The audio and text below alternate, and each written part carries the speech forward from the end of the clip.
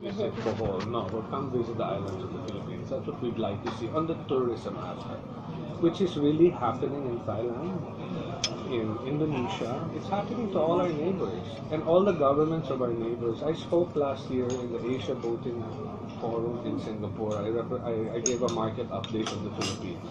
I spoke with people from representatives from Vietnam, Myanmar, Singapore, Thailand. All our neighbors had a representative, and all their countries, the governments were backing this type of tourism, this type of industry. They were really throwing their weight behind it because they actually see the potential. And if you guys Google and look into Thailand, you will see how big this industry was by a few moves by the government. So in 2002, the Thai government dropped importation of taxes or boat building taxes on boats or marinas from 200% to, they dropped it I think to 15%. I think from 2002 maybe they had 200 yachts registered. By 2004 or something they had like 3,000 yachts registered. So they even went further. They dropped taxes to zero. Okay. Now you have 30,000 registered boats in Thailand. It's a 30 billion baht, I think, industry a year. And they brought the taxes back last year to 7%. Very manageable, very right. But what it's created, it's really spurred the support industries, the people. There are now 3,000 licensed boat captains in Thailand. I mean, there's support industries. And I always told this to somebody we talked to. I said, all our seamen, that's a very good, that's a very precise industry they're in. That's a skill set that they learn. When they come home, what do? They become taxi drivers or whatever, because there's nothing for them to get into when they want to get out of the shipping industry. A lot of these guys in Thailand like that, they're off ships, but they become private boat captains, which is an easier life for them.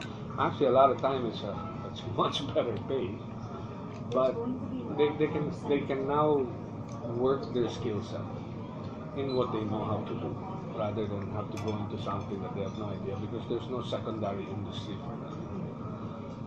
So the reality is, yeah, that's where we're at, and it's just like I said, Indonesia has 17,000 islands. We have 7,000. Hong Kong has what? 1,000 something, and their industry of boating and maritime tourism and all is about 300 times bigger than ours. But they have nowhere to go. In Thailand, 90% of all the yachts and boats owned in Thailand, they're not owned by Thais. They're owned by foreigners. Thailand's become a playground. People from Hong Kong, from Singapore, from China, they go and play in Thailand. Why can't we do that here? We'll take their money. Sure. Right? It's our tourism. Why not? We'll come play in our backyard, leave your boats with us, come cruise to the Philippines. We're open for business. That's what we're trying to say. We're open for business like all our neighbors are, but we have so much more to see. We have islands you can go to that have never had people on them. But we have islands that might have 3 people in it, and I'll assure you that guy will speak English. Okay? I'll be able to converse with you, which is a big plus to these people cruising around the world. So we have so much going for us, but they don't know it. So lately, why I wanted to talk to you guys, what are the black eyes we have? Last year, a German couple was abducted off their sailboat off southern Palawan. Just this year, we had, last year also as well. 2 years ago was the German couple. Last year was the Samal Island owner. This is what the world is hearing, right? It's not very complimentary. It's like, now in fairness, there are dangerous places to cruise. Mindanao is still, certain areas of Mindanao. Indonesia has the same problem with their people's perception of it. So, but they're working around it. Again, the government is trying to work around it. So, it's really a complete effort for all. Right now, the biggest push has always been the private individuals, the private industry. What we're really trying to get is government to notice and help us promote this industry, because it helps. A boat building man, I'm a very small boat building company, and I employ 42 people. we're handmade. The boat building is still handmade, so we're very labor intensive. We create jobs also, and then we create actually products that are the boats I built are Philippine owned, Philippine made. Be proud of that. My dream is to export all over the world a Filipino made boat. That's what I do. I'm a Filipino, by the way. I am. You don't look like Well, I am. I am a Filipino. My family's been Filipino. My family's been in the Philippines for 4 generations. We're Filipinos. And my dream is to be the first Philippine company to really be exported all over the world of boats. Proud of that. And we can do it as a boat building company. We don't have a car building company, but the car industry gets so many incentives. Shipbuilding, most of the big shipbuilders in the Philippines are all foreigners. They get again the incentives. We have a lot of local small boat building companies, but we don't get any incentives, right? So there's so many aspects that we're trying to do. And the boat show is really, we want to invite people, we want them to see, we want the industry to grow, we want people to start paying attention to something vital to our country also. Like I said, 7,000 islands. I mean, honestly, here's an example of how backward even our shipping is. It cost me more to send a 25-foot speedboat that I made to Davao than it will cost me to send it to Germany. Can you imagine? That's a fact. I sent a boat to Davao 2 years ago. It was 33 feet. It cost me 380,000 pesos. I could actually send that to Germany for 2,500 US. What do you mean by send? Ship it. Roro.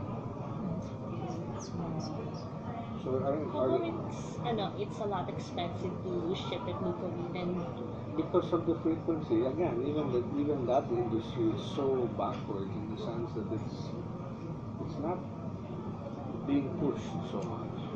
I mean, we really waterways. We need it. We're highlands. We need to move these waterways, this transportation. We need to make use of our waterways more. We don't. So infrequency, I guess, of the ships moving, whatever, just jacks up the price so high. Other companies are willing to help. This year we have Lorenzo Shipping joining the show. They're trying to help us find solutions because it's prohibitively expensive. Again, a lot of hurdles, but the whole hurdle is really the whole ocean being used in a country where we have 7,000 islands. We need it. What about the perception that it's a rich man's? I said that. I was explaining to you earlier. Yes, I understand that thing, but I threw that back to one guy who asked me that last year, and I said, okay, so the car industry has Ferrari, has BMW, has Mercedes, but it also has the lower ends, which are the Chinese brand, whatever. Now, can you tell me that the car industry is pangmayaman? They have the really expensive, and they also have the very affordable. Is the car industry pangmayaman? No. You need to ride, to drive, to ride a bus, whatever. You need the car industry. In a country with 7,000 islands, you need the maritime industry. You need to move around the islands. It's more of a necessity. Now, of course, part of that is the higher end segment of it. That will always be there. But the reality is, we need to move from our simple bancas to ferries, moving people around, super ferries. It's a necessity. And then you'll always get the higher end, which is still what a lot of the high end impact of money is. It's there. It's the higher end part of it. Charter boats. You can fly in from anywhere in the world and charter a sailboat. Can you imagine Coron has been booming in the last 5 years, right? Coron, 10 years, resort after resort being built in Coron. 2,000 islands in the Calamanian group. 2,000 islands. Can you imagine if a charter fleet comes? We have tourists flying in from all over the world. If you can tell them you can cruise for a week and visit hundreds of beautiful islands, so many companies have been wanting to come and set up, but our tax laws and our manning laws are so prohibitive that they'll never make money. They'll never make money if you try to come in. So that's another aspect we're working on. So many aspects of it. But the reality is, well, that's it. I mean, in Thailand, you can charter a boat with a captain, without a captain. You can go for 1 week, a month, do whatever you want, cruise all over, and it's a great experience. And it's one of their biggest industries. So again, that's another way to look at it here. Sorry, any questions? I talk a lot. And I'm so nervous because you keep filming me. YouTube.